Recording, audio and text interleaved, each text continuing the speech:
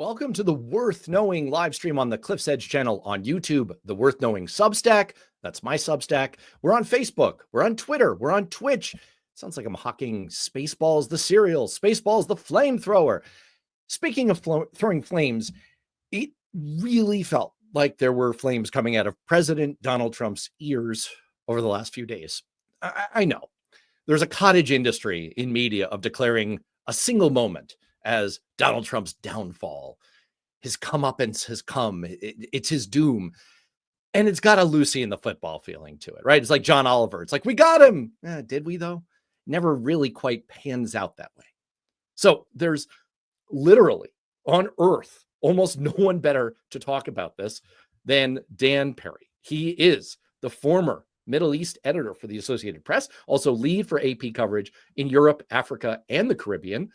He is the author of the outstanding Substack Ask Questions Later. Like me, he's a columnist for Newsweek. Dan, welcome to the live stream. Happy to be with you, Matt. So I want to hit you right up front with my thesis statement here, which is there are these four issues that maybe I'm inappropriately tying together a little bit, but that there's a through line among them, that Donald Trump is sort of coming face to face with the harsh reality of reality.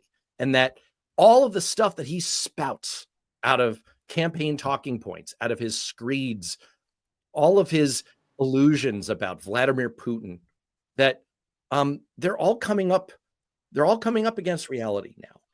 That was what kept occurring to me as I was monitoring the news over the weekend.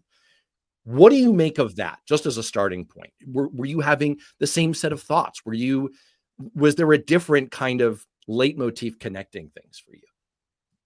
Well, great minds think alike. I would say in this case, I had similar thoughts, but slightly different, because I can't take that seriously anything Trump says. When Trump says nonsense, I don't even know if he knows it or doesn't know it.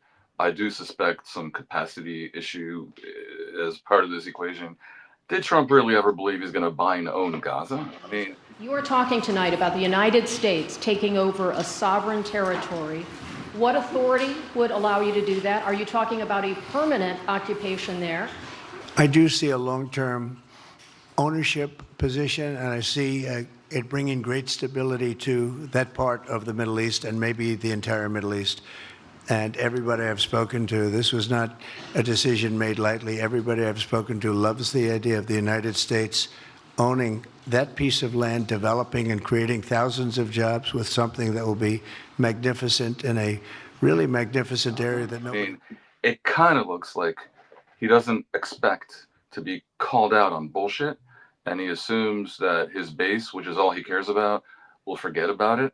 And he also assumes, like, if it's provably false a day later, I think he also assumes that greater than the sentiment that one must speak the truth among his base is the idea that when he talks absolute rubbish and the experts are offended and shocked, they enjoy the fact of that offense more than their fidelity to whatever might be the truth or might not.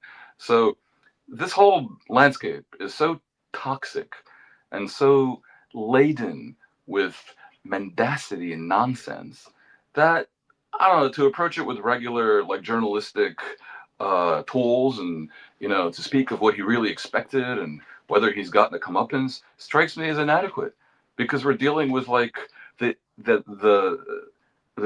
seventh dimension of gobbledygook. On the four issues, sure. Not one of them has gone the way Trump apparently thought.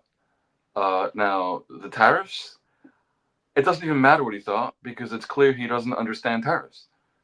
So he wheels out his idiot spokespeople. Tariffs are a tax hike on foreign countries that, again, have been ripping us off. Tariffs are a tax cut for the American people, and the president is a staunch advocate of tax cuts. As you know, he campaigned on no taxes on tips, no taxes on overtime, no taxes on Social Security benefits. He is committed to all three of those things. To tell the American people that tariffs are a tax cut for them. Now, there's no way you can spin that. That is pure, unadulterated 18-karat bullshit. So what he specifically said was, quote, I don't know what the hell happened to Putin. I've known him a long time, always gotten along with him, but he's sending rockets into cities and killing people. And I don't like it at all. Something happened to this guy. Goes on to say, I've always had a very good relationship with Vladimir Putin of Russia, but something has happened to him. He has gone absolutely crazy. So Dan, you probably noticed, I don't mean to sound as flip about this as I just was, that Vladimir Putin has been like this for a long time. He has been killing 30 innocent years. people.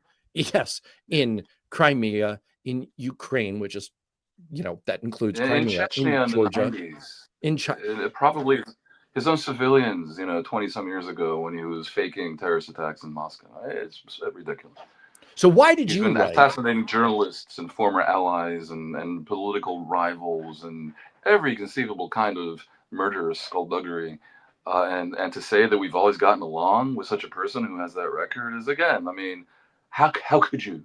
How could the president of the U.S. say So why did you write that Putin is making Trump look like a chump? Because he is. Look, I mean, if there's one thing Trump doesn't like, I have to think it's looking like a loser, because he's a guy who goes on TV and says, I don't like soldiers that were captured. Somebody should run against John McCain, who has been, in my opinion, not so hot. And I supported him. I supported him for president. I raised $1 million for him. It's a lot of money. I supported him. He lost. He let us down. But, he lost. So I never liked him as much after that, because I don't like losers. But Frank, let me get to it. He hit me. He's not a war hero. He's a war hero. He's a war hero. 5.5 years. He's a war hero because he was captured. I like people that weren't captured, okay? I hate to tell you. Do you explain his disdain for John McCain because they're losers, right? I mean, or casualties of war on the American side are losers. Unbelievable. So he doesn't want to be a loser. Well, he kind of looks like a loser when Putin tries to organize. Well, when Putin suggests 2 weeks ago negotiations on a ceasefire in Turkey, the Turks agree and invite everyone. Zelensky shows up. Trump says, I'm essential, obviously, so I'm thinking of going. And he said this while licking the boots of the Gulf leaders in the Middle East.